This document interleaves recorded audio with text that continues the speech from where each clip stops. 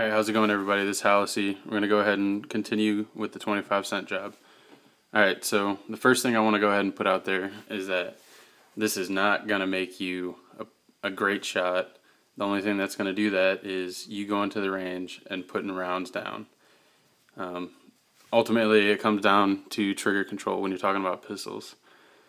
And this is going to help, definitely. I've definitely seen a lot of improvement since I did this, and since I replaced a couple parts. A lot of people will say that you don't need to do anything to a Glock, which you don't. They are great shooting pistols. But for me personally, I just really didn't like the trigger that came with it. So I replaced some parts. I replaced the connector, I replaced the springs, and I replaced the striker. Just be smart about how you do it. Do your research. Figure out what parts work together. I mean, because if you put in lighter springs for your striker, then you might need to put in a lighter striker as well, because otherwise that spring isn't going to have enough force to hit those primers to set them off, and you're going to have light primer strikes. So just do some research and figure out what you need to do for it to work correctly, and then after you do it, go out to the range and put a lot of rounds down.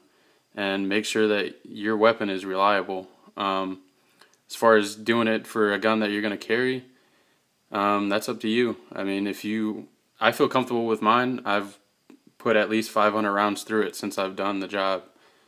And I haven't had any problems whatsoever with it. I haven't had any failures to feed, extract, or eject. And it's fired every time. So, we'll go ahead and move into it. What this is going to do for you is it'll help you get a smoother trigger. Whether or not you replace the parts at all, or if you just do this 25-cent job and leave everything stock, you're going to notice the difference. I'll go ahead and start by just showing you the difference between, granted, this is going to be my stock striker and the one that I replaced it with, but you'll be able to tell the difference. You can just see. Now keep in mind I didn't do the 25-cent job on the stock parts. But I think you can tell the difference just in how smooth and clean after doing the 25-cent job it is. Alright, and this is probably going to show through a little bit better after cleaning the connector.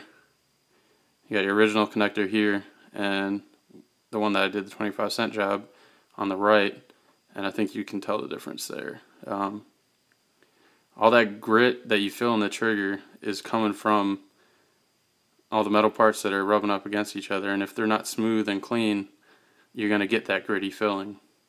Whether or not it's the stock connector or a replacement one, you're going to get that feeling if your shit is dirty.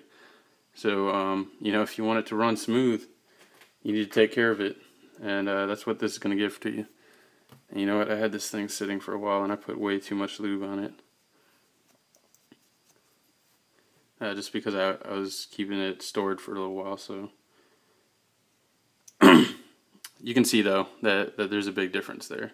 Alright, so there is that you're going to need to be polishing. I'll go through them and give you a good look at it. Alright, you want to polish this area. Let me grab my pointer real quick.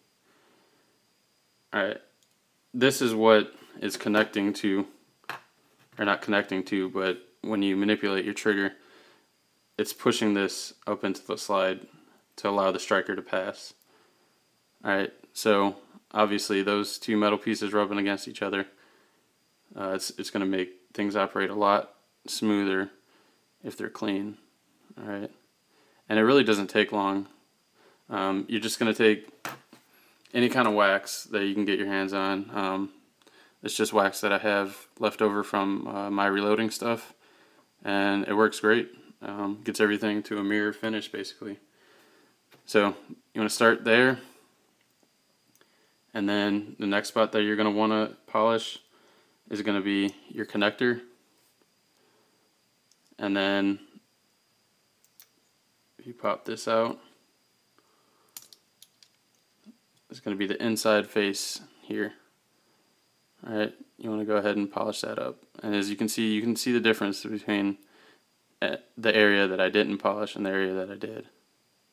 And that's really all you need to do, is just that spot there. You don't need to polish the whole thing. It's up to you.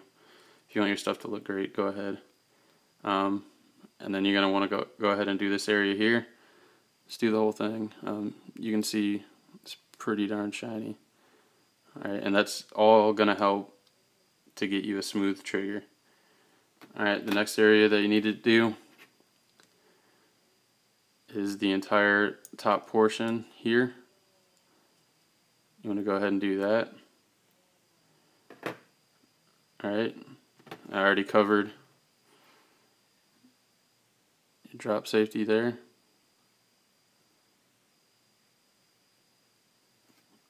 Alright, go ahead and get your firing pin nice and clean as well. And then the last piece that you really need to worry about is this one here. Trying to get this in focus, sorry about that. But like I said, it's not going to make you, after you do this, you're not going to go out and be a perfect shot. But it's definitely going to help.